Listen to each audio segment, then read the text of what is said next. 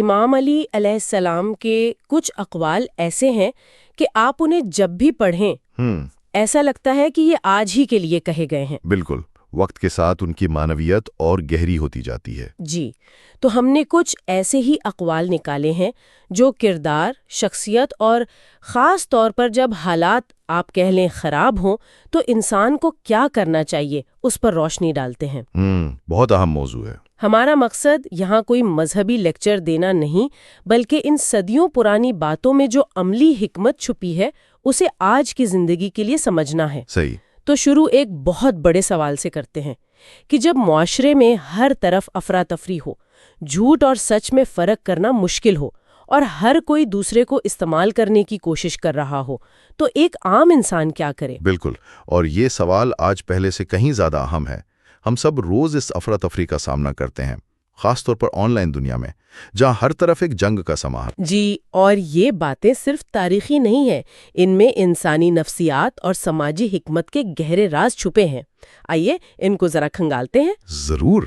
تو اسی افراتفری کے بارے میں پہلا قول ہے اور یہ مجھے بہت ہی دلچسپ لگا۔ امام علی فرماتے ہیں کہ فتنے کے دور میں تم ابن اللبون کی طرح ہو جاؤ۔ جی۔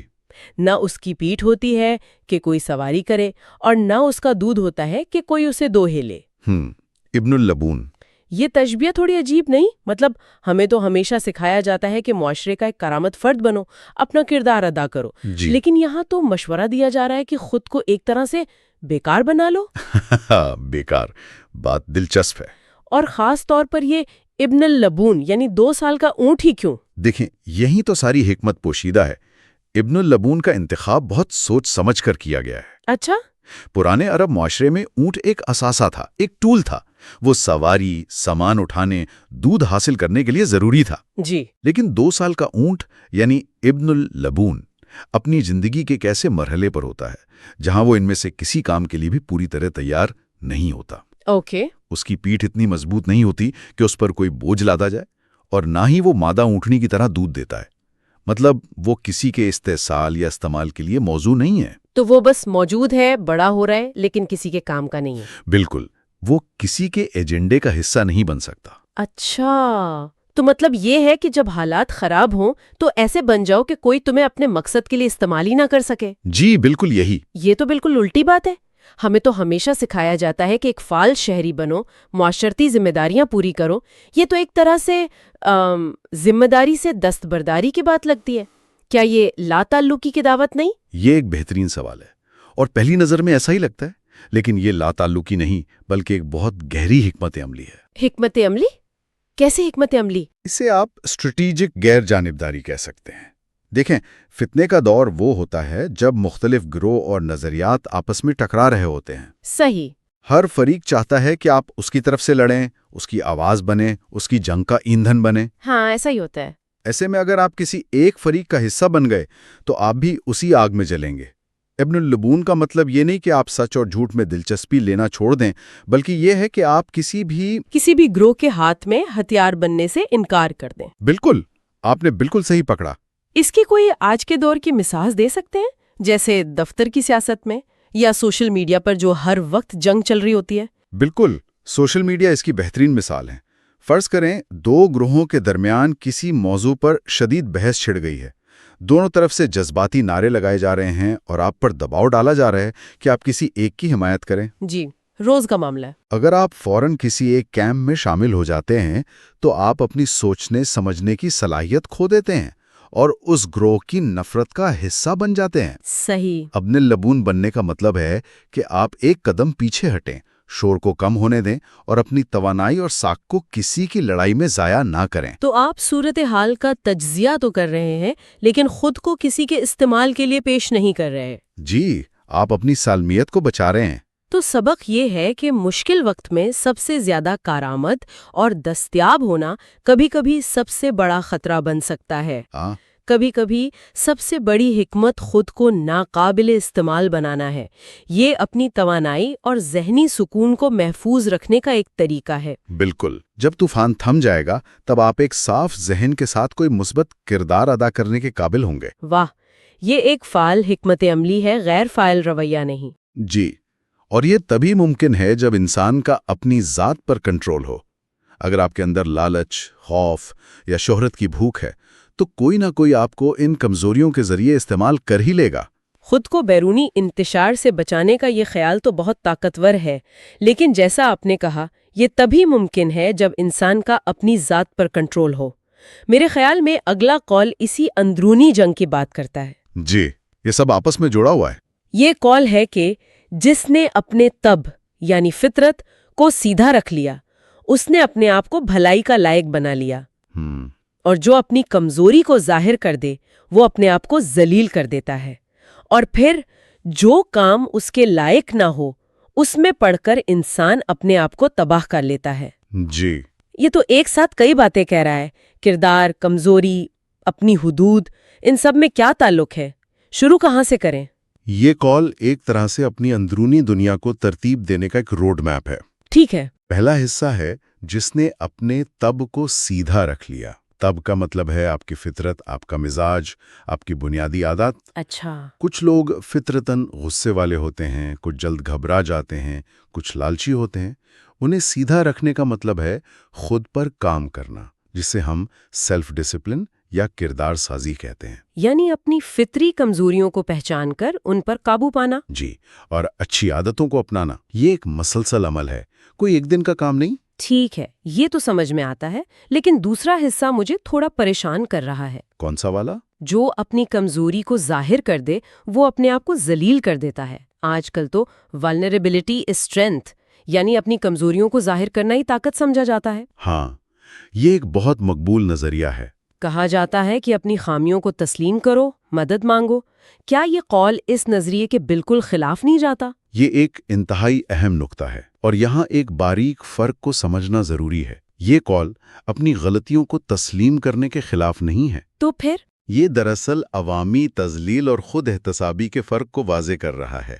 اس کا مطلب یہ نہیں کہ آپ اپنی کمزوریوں پر پردہ ڈالیں، بلکہ یہ ہے کہ ہر کسی کے سامنے ان کا ڈھنڈورا نہ پیٹیں۔ اچھا۔ اپنی کمزوریوں کو پہچاننا اور ان پر کام کرنا حکمت ہے۔ قابل اعتماد دوستوں یا ماہرین سے مدد لینا بھی دانش مندی ہے۔ لیکن جب آپ ہر راہ چلتے کو اپنی کمزوریاں، اپنے راز اور اپنے دکھڑے سناتے ہیں تو آپ لوگوں کو خود پر ہنسنے یا آپ کا فائدہ اٹھانے کا موقع فراہم کرتے ہیں۔ یعنی فرق نیت اور محفل کا ہے۔ اپنے آپ کو بہتر بنانے کے لیے اپنی کمزوری تسلیم کرنا ایک بات ہے، لیکن ہمدردی یا توجہ حاصل کرنے کے لیے سب کے سامنے رونا دھونا دوسری بات ہے، جو الٹا آپ کی عزت کم کر دیتی ہے۔ بالکل، یہ اپنی عزت نفس کو محفوظ رکھنے کا اصول ہے۔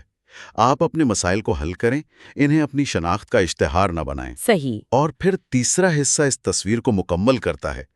جو کام اس کے لائق نہ ہو اس میں پڑھ کر انسان اپنے آپ کو تباہ کر لیتا ہے۔ یہ اپنی حدود کو پہچاننے کی نصیحت ہے۔ جی، ایک لازوال نصیحت۔ ہم ایک ایسی دنیا میں رہتے ہیں جہاں ہمیں ہر وقت کہا جاتا ہے کہ تم کچھ بھی کر سکتے ہو، کوئی حد نہیں ہے۔ لیکن حقیقت یہ ہے کہ ہر انسان کی اپنی صلاحیتیں، اپنا مزاج اور اپنی حدود ہوتی ہیں۔ ہاں، یہ بات تو ہے۔ جب کوئی شخص صرف دوسروں کو دیکھ کر سماجی دباؤ میں آ کر یا لالچ میں کوئی ایسا کریئر، کاروبار یا رشتہ شروع کر دیتا ہے جس کے لیے وہ بنا ہی نہیں ہے، تو نتیجہ اکثر تباہی ہی ہوتا ہے۔ جی، اور وہ نہ صرف ناکام ہوتا ہے بلکہ اپنی خود اعتمادی بھی کھو دیتا ہے۔ صحیح۔ اور اپنی حدود کو پہچاننا کمزوری نہیں بلکہ خود آگاہی کی سب سے بڑی علامت ہے۔ یہ جاننا کہ میں یہ کام نہیں کر سکتا یا یہ میرے بس کی بات نہیں، آپ کو بہت سی ناکامیوں اور ذلتوں سے بچا سکتا ہے۔ تو اگر ہم ان تینوں نکات کو جوڑیں، اپنے کردار پر کام کرو، اپنی کمزوریوں کے بارے میں ذہانت سے کام لو اور اپنی حدود کو پہچانو۔ جی، یہ تینوں مل کر ایک مضبوط اور باعزت شخصیت کی بنیاد رکھتے ہیں۔ اور یہی وہ اندرونی مضبوطی ہے جس کے بغیر کوئی شخص فتنے کے دور میں ابن اللبون بن ہی نہیں سکتا۔ بالکل، ورنہ لوگ آپ کی کسی کمزوری یا خواہش کو استعمال کر کے آپ کو اپنی لڑائی میں گھسیٹ لیں گے۔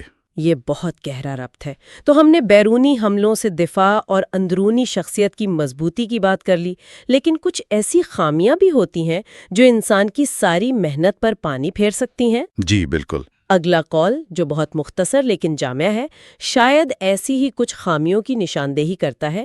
امام علی فرماتے ہیں بخیلی یعنی کنجوسی بدنامی ہے، بخیل آر، بزدلی کمی اور ذلیلیت ہے، اور غریبی عقل مند کو بھی گونگا بنا دیتی ہے۔ یہ تینوں باتیں انسانی زندگی کی تلخ حقیقتوں کو بیان کرتی ہیں۔